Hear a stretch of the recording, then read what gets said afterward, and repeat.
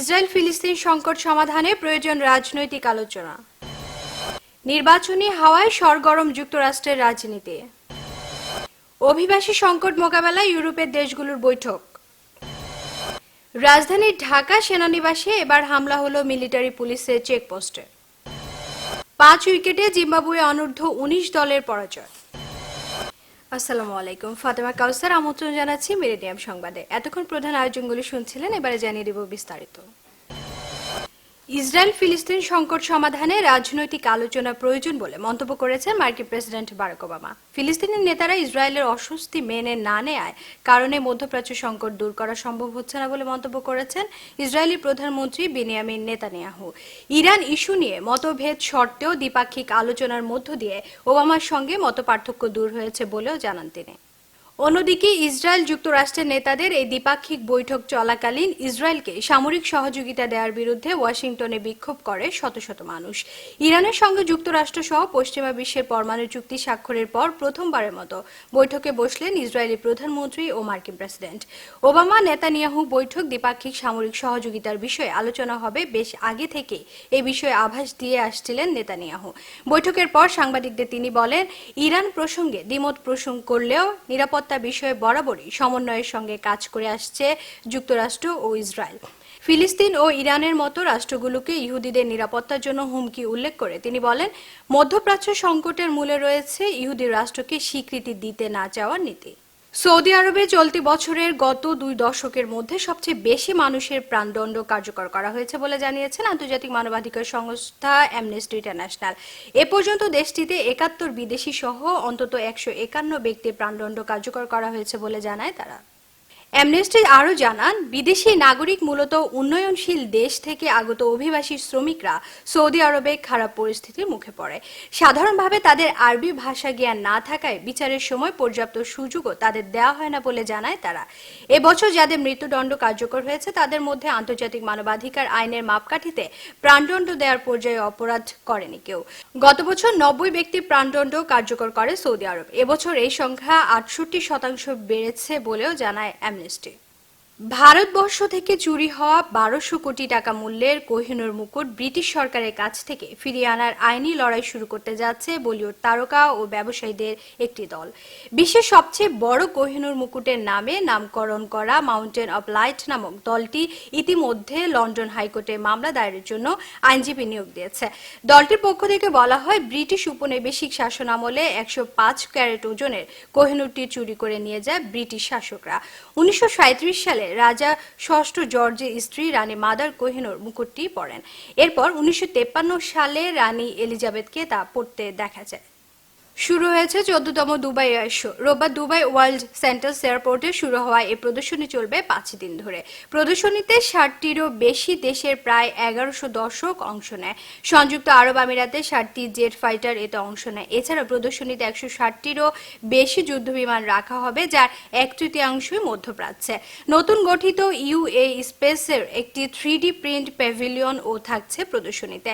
প্রদর্শনীর অন্যতম প্রধান আকর্ষণ আরব গালফ ক্যারিয়ারের নতুন বিমান। ধারণা করা হচ্ছে মধ্যপ্রাচ্যের ক্রমবর্ধমান বিমান শিল্পকে উপস্থাপন করতে প্রদর্শনীটি গুরুত্বপূর্ণ ভূমিকা রাখবে। গেল অক্টোবর মাসে সিনাই ও গাজা সীমান্তে 31টি সুড়ঙ্গ ধ্বংস করেছে মিশরীয় সেনাবাহিনী। দেশটির সামরিক বাহিনী মুখপাত্রের বরাতে একথা জানায় মধ্যপ্রাচ্য ভিত্তিক সংবাদ মাধ্যম আল জাজিরা। সীমান্তে নিরাপত্তা জোরদার করতে এই পদক্ষেপ নেওয়া হচ্ছে বলে দাবি প্রেসিডেন্ট আবদেল ফাত্তাহ আল সিসির। গাজার প্রায় 18 লাখ বাসিন্দার জন্য খাবার, ঔষধ, গৃহ নির্মাণ সামগ্রী সহ নিত্য প্রয়োজনীয় প্রায় সকল জিনিসপত্র এই সুড়ঙ্গের চোরাপথে আনা হয়। জাতিসংঘ জানায়, গাজায় বসবাসকারী অন্তত 72% পরিবারই খাদ্য নিরাপত্তাহীনতার মধ্য দিয়ে দিন কাটাচ্ছে। সুড়ঙ্গ ধ্বংসের ঘোষণা এমন এক সময় প্রচার করে মিশর, যখন রাজধানী কায়রো সফর করেছেন ফিলিস্তিনের প্রেসিডেন্ট মাহমুদ আব্বাস। যুক্তরাষ্ট্রের প্রেসিডেন্ট নির্বাচনের এখনো 1 বছর বাকি থাকলেও মনোনয়ন প্রত্যাশীদের বক্তৃতা বিবৃতিতে এখনই রাজনীতির মাঠ সরগরম। তবে এখনকার এসব বক্তব্য নির্বাচনের সময় পর্যন্ত ভোটারদের মনে থাকবে কিনা তা নিয়ে সন্দেহ প্রকাশ করেছেন মার্কিন রাজনীতি বিশ্লেষকরা। আগামী নির্বাচনে কে মসনদে বসতে যাচ্ছেন তা সময় বলে দেবে। নির্বাচনের 1 বছর বাকি থাকলেও এখনই আটঘাট বেঁধে জোর প্রচারণায় নেমেছেন মনোনয়ন প্রত্যাশী প্রার্থীরা। এ সংক্রান্ত বিভিন্ন খবর, জরিপ, বাক বিতর্ক নিয়ে সরব মিডিয়া অঙ্গন। পরিসংখ্যান থেকে জানা গেছে এর মধ্যে প্রেসিডেন্ট নির্বাচনের জন্য বিভিন্ন রাজনৈতিক দলের ব্যয় 2012 সালের ব্যয়কে ছাড়িয়ে গেছে। যুক্তরাষ্ট্রের প্রথা অনুযায়ী প্রতি 4 বছর অন্তর নভেম্বরের প্রথম মঙ্গলবার সে দেশে প্রেসিডেন্ট নির্বাচন হয়। সেই হিসেবে আগামী নির্বাচনের তারিখ 2016 সালের 8ই নভেম্বর। এখন চলছে মনোনয়নের লড়াই, আর এ লড়াইও চালানো হচ্ছে ব্যাপক প্রচারণা। তবে এসব প্রচারণার প্রভাব নির্বাচনের সময় পর্যন্ত থাকবে কিনা তা নিয়ে সন্দেহ প্রকাশ করেছেন বিশ্লেষকরা। জর্জটাউন উদারনীতির ডেমোক্রেট ও রক্ষণশীল রিপাবলিকান শিবিরের এই নির্বাচনী লড়াই মার্কিনীদের যতটা না প্রভাবিত করে তার চেয়ে বেশি করে মার্কিন অর্থনীতির উপর নির্ভরশীল অনুন্নত ও উন্নয়নশীল দেশগুলোকে। আগামী দিনগুলোতে বিশ্বের প্রধান এই পরাশক্তির সার্বিক রাজনীতি অর্থনীতির চিত্র কেমন হবে তা পুরোটাই নির্ভর করছে এই প্রেসিডেন্ট নির্বাচনের ফলাফলের উপর। পারমাণবিক বোমাবাহী দূরপাল্লার একটি ব্যালিস্টিক মিসাইলের সফল পরীক্ষা চালিয়েছে ভারত। সোমবার বঙ্গোপসাগরের তীরবর্তী উড়িষ্যা উপকূল থেকে অগ্নি-4 নামে ক্ষেপণাস্ত্রটি পরীক্ষা চালানো হয়। স্ট্র্যাটেজি ফোর্সেস কমান্ডার এসএফসির তত্ত্বাবধানে 4000 কিলোমিটার পাল্লার এই ক্ষেপণাস্ত্রটির এ নিয়ে 3বার পরীক্ষা চালানো হয়েছে বলে জানিয়েছেন দেশটির প্রতিরক্ষা মন্ত্রণালয়। এর আগে অগ্নি-1, অগ্নি-2 ও অগ্নি-3 এর পরীক্ষা চালায় ভারত। জর্ডানের রাজধানী আম্মানে একটি পুলিশ প্রশিক্ষণ কেন্দ্রে দেশটির এক পুলিশ সদস্যের গুলিতে 2 মার্কিন ও 1 দক্ষিণ আফ্রিকান নাগরিক নিহত হয়েছে বলে সংবাদ মাধ্যমে জানিয়েছে দেশটির কর্মকর্তারা। এই ঘটনায় 4 জর্ডান নাগরিক আহত হয়েছে। নিহতরা ওই প্রশিক্ষণ কেন্দ্রের প্রশিক্ষক হিসেবে কাজ করতেন। জর্ডান সরকারের মুখপাত্র মোহাম্মদ মোমানি বলেন, পরে সহকর্মীদের হাতে নিহত হয়েছে ওই পুলিশ সদস্য। এদিকে মার্কিন প্রেসিডেন্ট বারাক ওবামা বলেছেন, তার প্রশাসন এই হত্যাকাণ্ডকে খুব গুরুত্ব সহকারে দেখছে এবং ঘটনার তদন্ত চলছে। আপনাদের অভিবাসী সংকট মোকাবেলায় ও তাদের জন্য প্রতিশ্রুত সাহায্য সুষ্ঠুভাবে বন্টনের বিষয়ে বেলজিয়ামের ব্রাসেলসে এক জরুরি বৈঠক করেছেন ইউরোপের দেশগুলো। অভিবাসী সংখ্যা বাড়তে থাকায় তাদের প্রবেশে নিয়ন্ত্রণ আরোপের কথা জানিয়েছেন অস্ট্রিয়ার পররাষ্ট্রমন্ত্রী সেবাস্টিয়ান কুর্জ। এদিকে নভেম্বরে অনুষ্ঠিত হতে যাওয়া ইউ আফ্রিকা সম্মেলনে আন্তর্জাতিক সংস্থাগুলোকে শরণার্থীদের সহায়তা আরও বেশি সাহায্য প্রদানের আহ্বান জানানো হবে বলে জানিয়েছেন ইউ নেতারা। সোমবারও 2000-এরও বেশি শরণার্থী মেসিডোনিয়া হয়ে সার্বিয়া পৌঁছায়। যুদ্ধ বিধ্বস্ত ও দরিদ্র পীড়িত দেশগুলো থেকে ইউরোপের দিকে শরণার্থী ও অভিবাসীদের ঢল অব্যাহত থাকায় এই সংখ্যা বেড়ে 6000 ছাড়াবে বলে ধারণা করছে সার্বিয়া কর্তৃপক্ষ। যুক্তরাষ্ট্রে 50 লাখ অভিবাসীকে বৈধতা দেওয়ার নির্বাহী আদেশের বিরুদ্ধে স্থগিতাদেশ দিয়েছেন যুক্তরাষ্ট্রের 5ম সার্কিট আদালত। টেক্সাসের ফেডারেল আদালতের দেয়া পূর্ববর্তী আদেশকে বহাল রেখে এই স্থগিতাদেশ দেন আদালত। অপ্রাপ্তবয়স্ক অবৈধভাবে যুক্তরাষ্ট্রে আসা সন্তান ও তাদের বাবা মায়ের বৈধভাবে বসবাসে গত বছর নভেম্বরে নির্বাহী আদেশ জারি করেন প্রেসিডেন্ট ওবামা, কিন্তু এর বিরুদ্ধে আদালতে মামলা করে যুক্তরাষ্ট্রের 26টি রাজ্য। তারই ফলশ্রুতিতে প্রথমে টেক্সাসের ফেডারেল আদালত স্থগিতাদেশ দেয়। এরপর হোয়াইট হাউসের আপিলের প্রেক্ষিতে স্থগিতাদেশ সাময়িকভাবে স্থগিত করা হয়। তবে আবারও ওবামার নির্বাহী আদেশের বিরুদ্ধে স্থগিতাদেশ উচ্চতর আপিল আদালতে যায় 26টি রাজ্য সরকার। বর্তমানে যুক্তরাষ্ট্রে বৈধতার আশায় বছরের পর বছর বুক বেঁধে রয়েছে 1,10,00,000-এরও বেশি বাংলাদেশি। সংবাদে এ পর্যায়ে জানাবো মিলেনিয়াম বাংলাদেশ প্রসঙ্গ।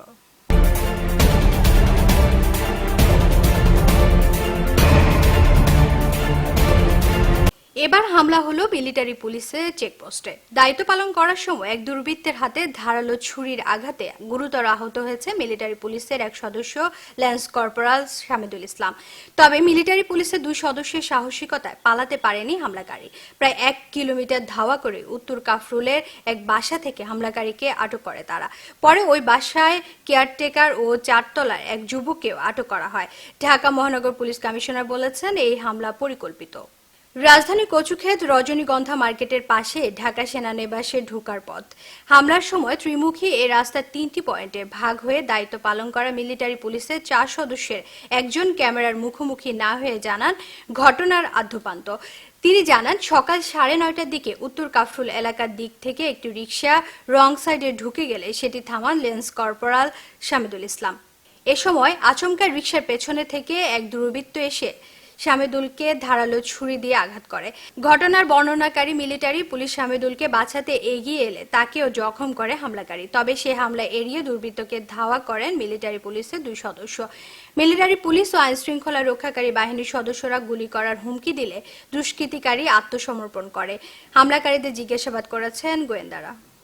সম্প্রতি জাতীয় সংসদকে নিয়ে টিআইবির মন্তব্য ও প্রতিবেদনকে দেশের বিরুদ্ধে ষড়যন্ত্র উল্লেখ করে সংসদের কঠোর সমালোচনা করেছেন মন্ত্রী ও সাংসদরা। তারা মনে করেন আন্তর্জাতিক অঙ্গনে বাংলাদেশকে হেয় করতে এই ধরনের প্রতিবেদন প্রকাশ করে টিআইবি। এ ধরনের কার্যক্রম রাষ্ট্রদ্রোহের শামিল উল্লেখ করে সংসদে এসে ক্ষমা চাইতে সংগঠনটির প্রতি আহ্বান জানান তারা। সুরঞ্জিত সেনগুপ্ত বলেন, অবিলম্বে অবনত মস্তকে তিনি এর জন্য ক্ষমা চাইবেন এবং জীবনেও কোনোদিন সংবিধান এবং পার্লামেন্ট সম্বন্ধে কথা বলবেন না এমন অঙ্গীকার করলেই কেবল মেনে নেব। বিরোধী দলীয় নেতা রওশন এরশাদ বলেন, গুরুত্বপূর্ণ স্পর্শকাতর প্রতিবেদনে জাতীয় সংসদকে পুতুল নাচের নাট্যশালার সাথে যে তুলনা করেছেন এটা কতটুকু যুক্তিসঙ্গত, সৌজন্যমূলক এবং এখতিয়ারভুক্ত তা অবশ্যই দাবি রাখে। বাণিজ্যমন্ত্রী তোফায়েল আহমেদ বলেছেন, যখন হত্যাকাণ্ড নিয়ে লেখালেখি হচ্ছে, বলাবলি হচ্ছে, ঠিক সেই মুহূর্তে টিআইবি বলল এই সমস্যার সমাধান হবে যদি দেশে অনতিবিলম্বে একটি অবাধ ও নিরপেক্ষ নির্বাচন হয়। তিনি বলেন, টিআইবি প্রমাণ করেছে টিআইবি বিএনপির একটি অঙ্গ সংগঠন।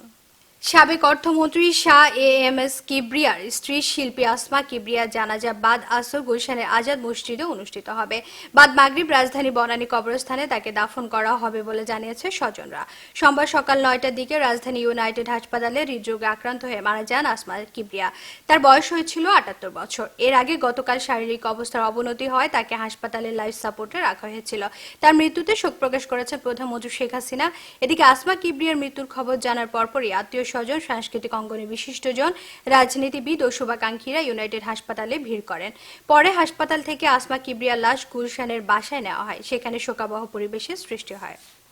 সম্প্রতি ব্লগার হত্যা, বিদেশি নাগরিক হত্যা কিংবা তাজিয়া মিছিলে হামলা সবই বিচ্ছিন্ন ঘটনা বলে মন্তব্য করেছেন র্যাবের মহাপরিচালক বেনজির আহমেদ। এসব ঘটনা ছাড়া দেশের সার্বিক আইনশৃঙ্খলা পরিস্থিতি স্বাভাবিক রয়েছে বলেও জানান তিনি। দেশের চলমান আইনশৃঙ্খলা পরিস্থিতি নিয়ে খুলনা সার্কিট হাউসে এক প্রেস ব্রিফিংয়ে তিনি এসব কথা বলেন। বেনজির আহমেদ আরও বলেন, বাংলাদেশে আইএস নামক কোনো জঙ্গিবাদী সংগঠনে স্ট্রাকচার্ড অস্তিত্ব আজ পর্যন্ত পায়নি। তিনি বলেন, সুদূর প্রসারী ষড়যন্ত্রের অংশ হিসেবে একটি গোষ্ঠী দেশে আইএস সংগঠনের অস্তিত্ব আছে বলে অপপ্রচার চালাচ্ছে। আসলে দেশে আইএস এর কোনো অস্তিত্ব নেই। এখন দেখবেন মিলেনিয়াম টিভির বিভিন্ন প্রতিনিধিদের পাঠানো সংবাদ।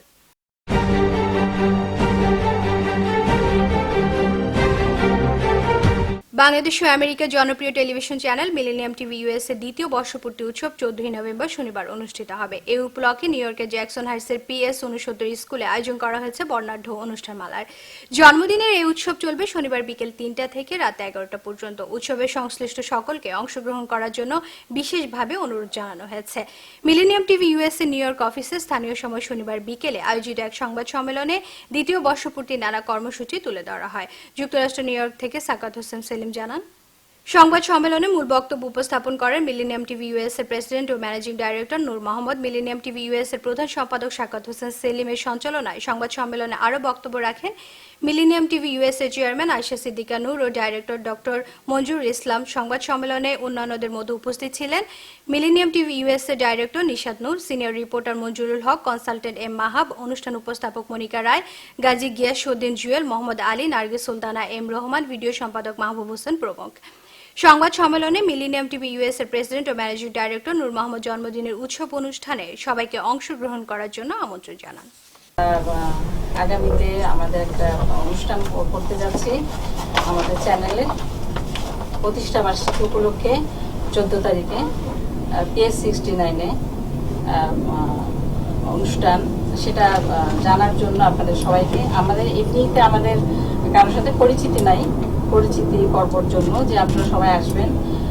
সাংবাদিকরা আপনার সবাই জানাশোনা হলো, আপনারা সবাই আসবেন, জানবেন, পরিচিত হলো। নিউ জার্সির প্যাটারসন সিটির কাউন্সিলম্যান প্রার্থী শাহিন খালিকে নির্বাচন পরিচালক কমিটি গঠন। আসন্ন প্যাটারসন সিটি কাউন্সিল নির্বাচনে কাউন্সিলম্যান পদে প্রতিদ্বন্দ্বিতাকারী নিউ জার্সির বাংলাদেশ কমিউনিটি পরিচিত মুখ বিশিষ্ট ব্যবসায়ী সমাজসেবক শাহিন খালিকের নির্বাচন পরিচালনার জন্য প্রবীণ প্রবাসী গিয়াসউদ্দিন আহমেদকে আহ্বায়ক ও তরুণ কমিউনিটি নেতা হারুন মিয়াকে সদস্য সচিব করে 401 সদস্য বিশিষ্ট কমিটি গঠন করা হয়েছে।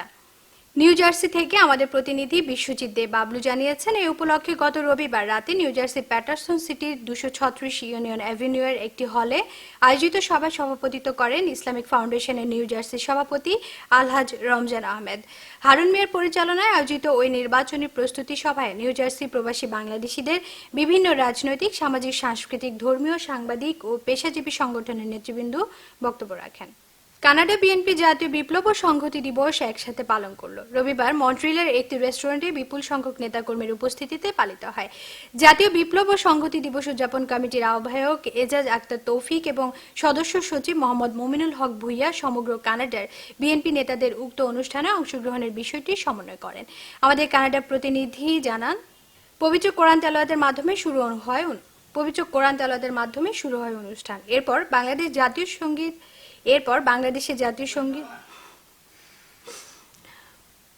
পবিত্র কোরআন তেলাওয়াতের মাধ্যমে শুরু হয় অনুষ্ঠান। এরপর বাংলাদেশের জাতীয় সঙ্গীত ও বিএনপি দলীয় সঙ্গীত পরিবেশন করা হয়। BNP senior vice chairman Tarek রহমানের নামে আবারও গ্রেফতারি পরোয়ানা জারি করা তীব্র প্রতিবাদের মধ্য দিয়ে শুরু হয় আলোচনা অনুষ্ঠান। বিএনপি জাতীয় নেতাদের মিথ্যা মামলা হয়রানির বিষয়ে ক্ষোভ প্রকাশ করে বক্তারা জাতীয় বিপ্লব ও সংহতি দিবসে তাৎপর্য নিয়ে আলোচনা করেন উপস্থিত নেতৃবৃন্দ। আওয়ামী লীগ সাধারণ সম্পাদক ও জনপ্রশাসন মন্ত্রী সৈয়দ আশরাফুল ইসলাম বলেছেন, রাজনীতিতে আলোচনার দরজা সবসময় খোলা থাকতে হবে। সব দরজা বন্ধ করে রাজনীতি চালানো সম্ভব নয়। আশা করি খালেদা জিয়ার শুভ বুদ্ধির উদয় হবে এবং তিনি গঠনমূলক রাজনীতিতে ফিরে আসবেন।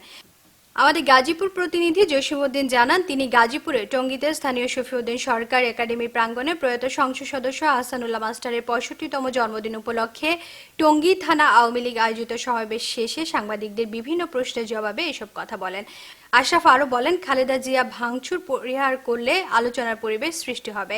আগামী নির্বাচন অবাধ, শান্তিপূর্ণ, সবার কাছে গ্রহণযোগ্য হবে বলে আশা করেন মন্ত্রী।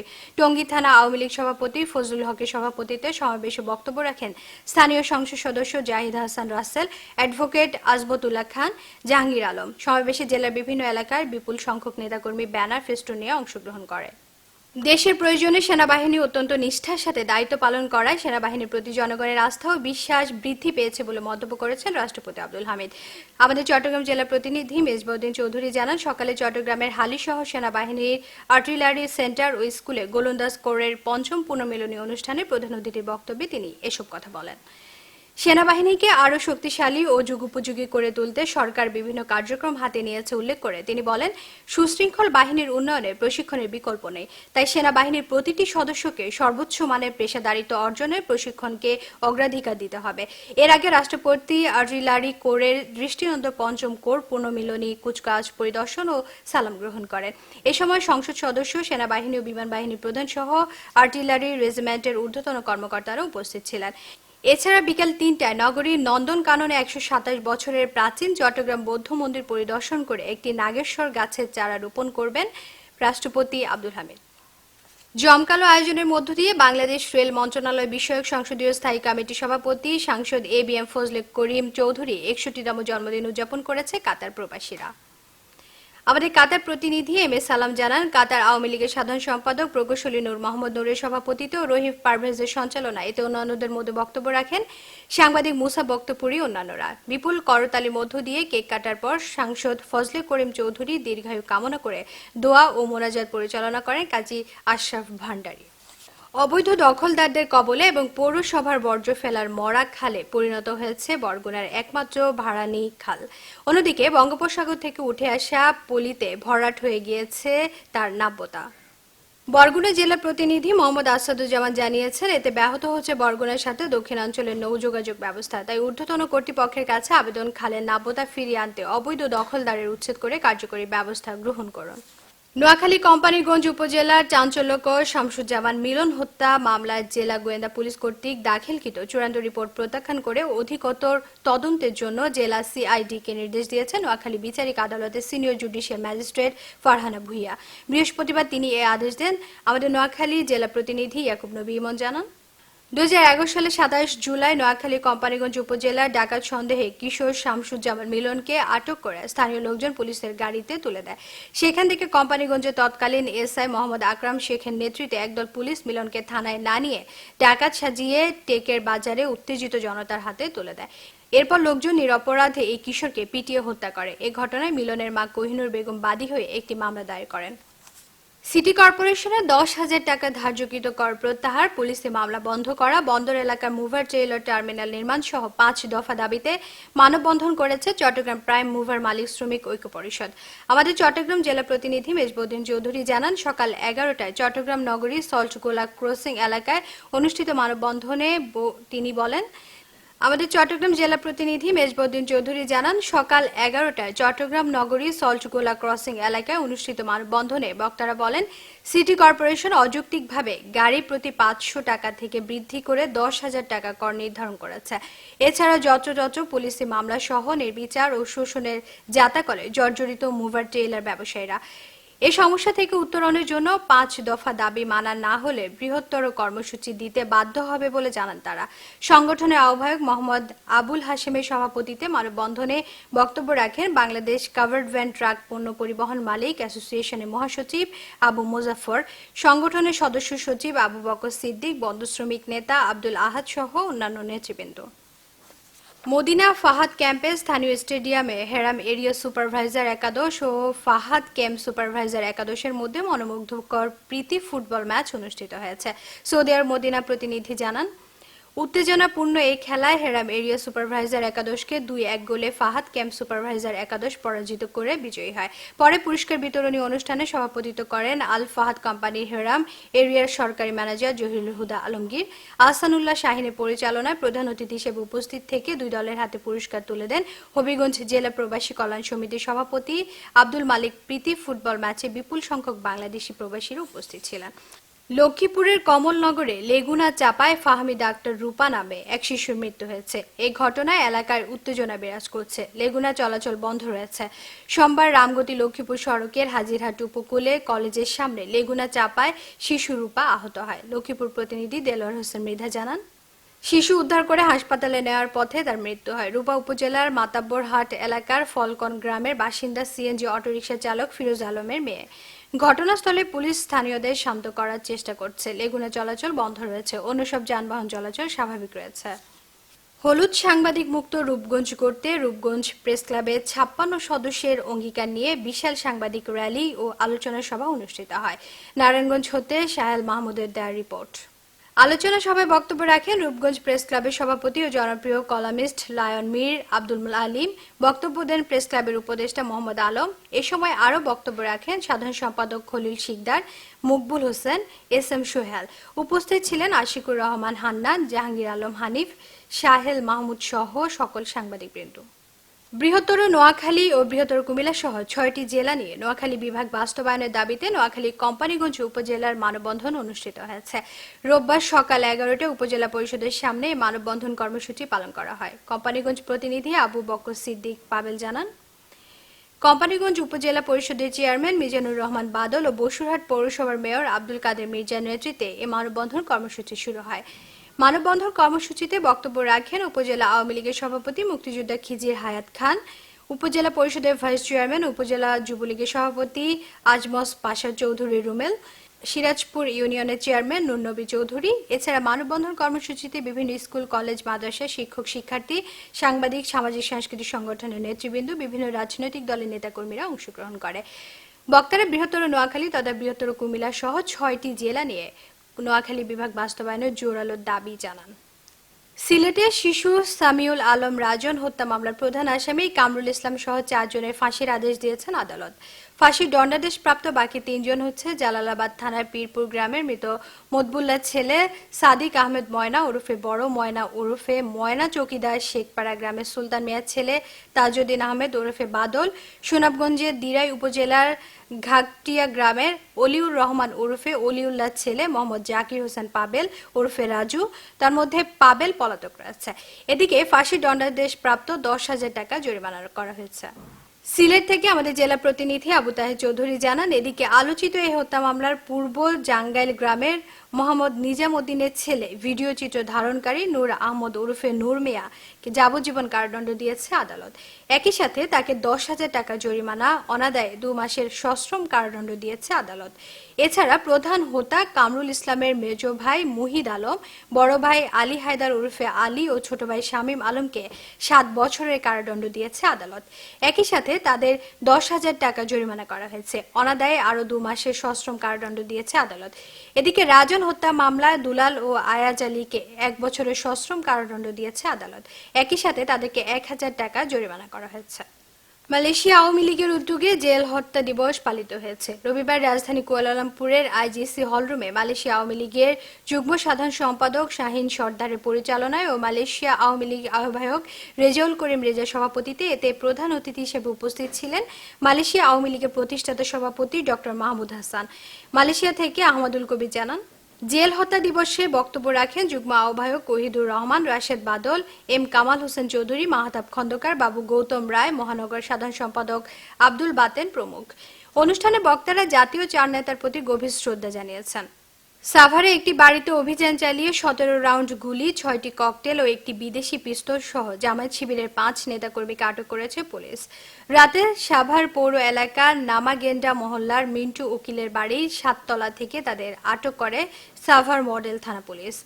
ঢাকা সাভার থেকে আনিসুর রহমান জানান, জামায়াত শিবিরের নেতাকর্মীরা সাভারে নাশকতা করতে পারে এমন গোপন সংবাদের ভিত্তিতে মিন্টু উকিলের বাড়ি 7তলায় অভিযান চালায়। এ সময় গোপন বৈঠক করার সময় 20 রাউন্ড গুলি, 6টি ককটেল, একটি বিদেশি পিস্তল ও জিহাদি বই সহ 5 জনকে আটক করে পুলিশ। আটককৃতদের বর্তমানে থানা হেফাজতে রাখা হয়েছে। আটককৃত 5 জনের মধ্যে জাহাঙ্গীরনগর বিশ্ববিদ্যালয়ের 2 শিক্ষার্থী রয়েছে বলে জানিয়েছে পুলিশ। নরসিংদী জেলা প্রশাসনের উদ্যোগে জেলা প্রশাসন সম্মেলন কক্ষে মাসিক আইন শৃঙ্খলা সভা অনুষ্ঠিত হয়েছে। আমাদের নরসিংদী জেলা প্রতিনিধি হৃদয় খান জানিয়েছেন, সভায় সভাপতিত্ব করেন জেলা প্রশাসক আবু হেনা মোর্শেদ জামান। বিশেষ অতিথি হিসেবে উপস্থিত ছিলেন police super Amena Begum, civil surgeon doctor পুতুল রায়, জেলা আওয়ামী লীগের সাধারণ সম্পাদক আব্দুল মতিন ভুইয়া, চেম্বারের সভাপতি আব্দুল্লাহ আল মামুন সহ জনপ্রতিনিধি ও কর্মকর্তাবৃন্দ। সভায় জেলার সকল কর্মকর্তাদের একত্রে সমন্বয়ের সাথে কাজ করার আহ্বান জানান তারা। বঙ্গোপসাগরে জলদস্যু কর্তৃক অপহৃত ট্রলার ও জেলেদের উদ্ধার, পাথরঘাটায় নৌবাহিনীর স্থায়ী ঘাঁটি স্থাপন এবং জলদস্যুদের হামলায় নিহত ও আহত জেলে পরিবারকে পুনর্বাসন সহ 7 দফা দাবিতে মঙ্গলবার বরগুনার মানববন্ধন ও সমাবেশ করা হয়েছে। এতে দেশের দক্ষিণ পশ্চিম অঞ্চলের 2 সহস্রাধিক জেলে, ট্রলার মালিক ও শ্রমিকরা অংশ নিয়েছে। জেলা প্রতিনিধি মোহাম্মদ আসাদুজ্জামান জানান, সকাল 11টায় বরগুনা প্রেস ক্লাব চত্বরে মানববন্ধন ও সমাবেশ অনুষ্ঠিত হয়েছে। মানববন্ধন চলাকালীন সংক্ষিপ্ত সমাবেশে বক্তব্য রাখেন বরগুনা জেলা ট্রলার মালিক সমিতির সভাপতি গোলাম মোস্তফা চৌধুরী, জেলা ট্রলার শ্রমিক ইউনিয়নের সভাপতি আব্দুল মান্নান, ইমরুল কায়েস। মানববন্ধন ও সমাবেশ শেষে বরগুনা জেলা প্রশাসকের মাধ্যমে প্রধানমন্ত্রী বরাবরের স্মারকলিপি প্রদান করেছে মৎস্যজীবীরা। মালয়েশিয়া বিএনপির উদ্যোগে জাতীয় বিপ্লব ও সংহতি দিবস পালিত হয়েছে। বাংলাদেশ জাতীয়তাবাদী দল মালয়েশিয়া শাখার উদ্যোগে জাতীয় বিপ্লব ও সংহতি দিবস পালিত হয়েছে। 7 নভেম্বর রবিবার বিকেলে কুয়ালালামপুরের বুকিত বিনতাং হোটেল সলিল এ জাতীয় সঙ্গীত, দলীয় সঙ্গীত আলোচনা সভার মধ্য দিয়ে পালিত হয় দিবসটি। মালয়েশিয়া থেকে আহমদুল কবির জানান, মালয়েশিয়া বিএনপি সভাপতি ইঞ্জিনিয়ার বাদলুর রহমান খান বাদলের সভাপতিত্বে ও সাংগঠনিক সম্পাদক মির্জা সালাউদ্দিনের পরিচালনায় অনুষ্ঠানে কোরআন থেকে তেলাওয়াত করেন মালয়েশিয়া বিএনপি সহ ধর্ম বিষয়ক সম্পাদক মোস্তাফিজুর রহমান। অনুষ্ঠানে প্রধান অতিথির বক্তব্য রাখেন ডাক্তার আহমেদ বোরহান। অন্যান্যদের মধ্যে বক্তব্য রাখেন যুক্তরাজ্য বিএনপির সাবেক সহসভাপতি, বর্তমান যুক্তরাজ্য বিএনপির উপদেষ্টা জেপি আব্দুল লতিফ মাসুক, মালয়েশিয়া বিএনপি সাধারণ সম্পাদক মোশাররফ হোসেন প্রমুখ। অনুষ্ঠান শেষে শহীদ প্রেসিডেন্ট জিয়াউর রহমানের আত্মার মাগফিরাত ও বেগম খালেদা জিয়া, তারেক রহমান সহ দেশে সুখ শান্তি ও সমৃদ্ধি কামনা করে বিশেষ মোনাজাত করেন মাওলানা রেজাউল করিম। মিলেনিয়াম সংবাদের এ পর্যায়ে জানিয়ে দিব মিলেনিয়াম বাণিজ্য সংবাদ।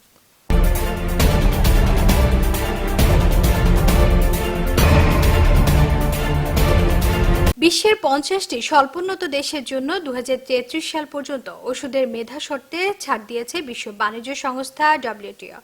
এবছর 31 ডিসেম্বর মেয়াদ শেষ হবার আগে ডব্লিউটিও এই সিদ্ধান্ত নিল। এর ফলে বাংলাদেশ আরও 17 বছর মেধা সত্ত্বের জন্য কোনো ব্যয় না করে ওষুধ তৈরি ও কেনাবেচা করতে পারবে। এতে করে স্বল্পোন্নত দেশগুলোর জন্য গুরুত্বপূর্ণ সুফল বয়ে আনবে বলে মনে করছেন এর সাথে সংশ্লিষ্টরা। চলতি বছরে শেষ হতে যাচ্ছে দরিদ্র দেশগুলোর জন্য উন্নত বিশ্বের দেয়া ওষুধের মেধা সত্ত্বে বিশেষ সুবিধার মেয়াদ।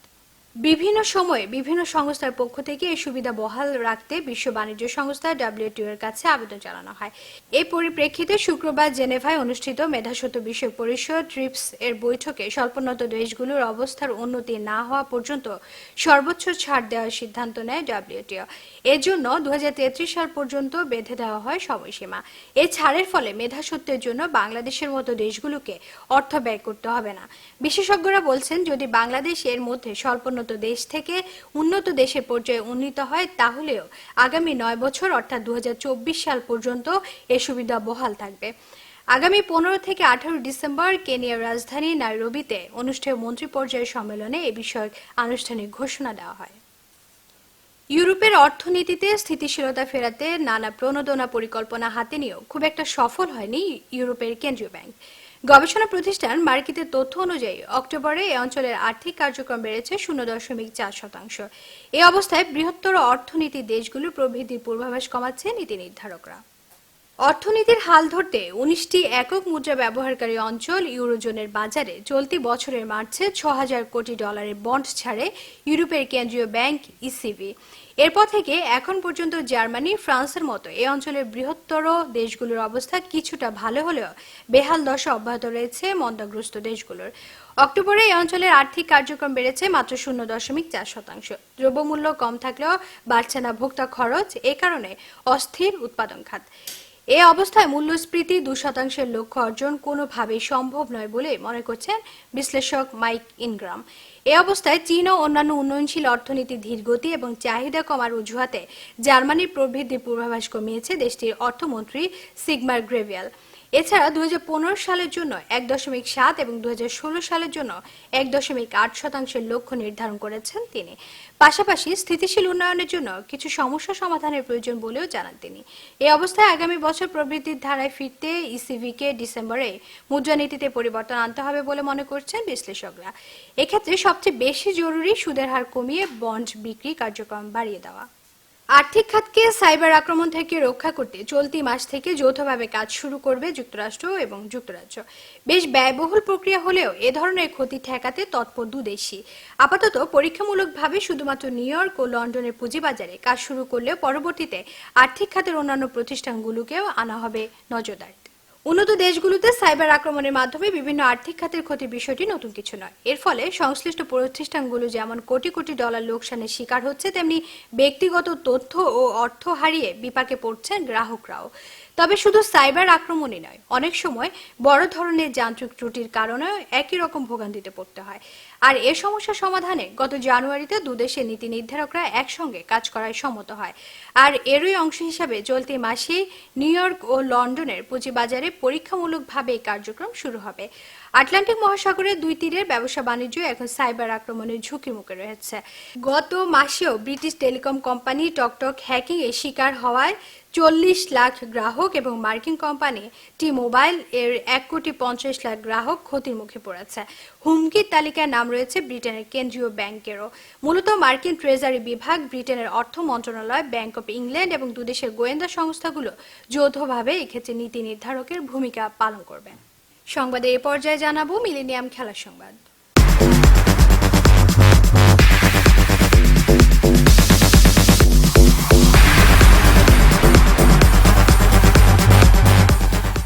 সিরিজের প্রথম ওয়ানডেতে জিম্বাবুয়ে অনূর্ধ্ব 19 দলকে 5 উইকেটে হারিয়েছে বাংলাদেশ অনূর্ধ্ব 19 ক্রিকেট দল। টস হেরে শুরুতে ব্যাট করে 145 রানে অল আউট হয় সফররতরা। জবাবে ব্যাট করতে নেমে 5 উইকেটে 115 বল বাকি থাকতে জয়ের বন্দরে পৌঁছে যায় স্বাগতিক যুবারা। চট্টগ্রামে টস হেরে ব্যাট করতে নেমে দলীয় 4 রানে স্নাইডারের উইকেট হারায় জিম্বাবুয়ে অনূর্ধ্ব 19 দল। এরপর টাইগার যুবাদের নিয়ন্ত্রিত বোলিংয়ে নিয়মিত বিরতিতে উইকেট হারাতে থাকে সফররত যুবারা। শেষ পর্যন্ত ইভসের 41 এবং ম্যাশিংয়ের 38 রানের চড়ে 145 রানের সংগ্রহ পায় জিম্বাবুয়ের যুবারা। স্বাগতিকদের হয়ে শাওন ও আরিফুল নেন 3টি করে উইকেট। জবাবে ব্যাট করতে নেমে বাংলাদেশের সূচনাটাও ভালো হয়নি। দলীয় 7 রানে পিনাক, শান্ত ও জাকিরের উইকেট হারিয়ে বিপাকে পড়েন তারা। তবে মিরাজকে সাথে নিয়ে এক পাশ আগলে রেখে ব্যাট করতে থাকেন ওপেনার সাইফ। শেষ পর্যন্ত মিরাজের 65 ও সাইফের 51 রানে চড়ে 115 বল বাকি থাকতেই জয়ের বন্দরে পৌঁছে যায় বাংলাদেশ অনূর্ধ্ব 19 দল। সংবাদ শেষ করব, তার আগে প্রধান আয়োজনগুলো জানিয়ে দিব আরো একবার। ইসরায়েল ফিলিস্তিন সংকট সমাধানে প্রয়োজন রাজনৈতিক আলোচনা। নির্বাচনী হাওয়ায় সরগরম যুক্তরাষ্ট্রের রাজনীতি। অভিবাসী সংকট মোকাবেলায় ইউরোপের দেশগুলোর বৈঠক। রাজধানীর ঢাকা সেনানিবাসে এবার হামলা হলো মিলিটারি পুলিশের চেকপোস্টে। 5 উইকেটে জিম্বাবুয়ে অনূর্ধ্ব 19 দলের পরাজয়।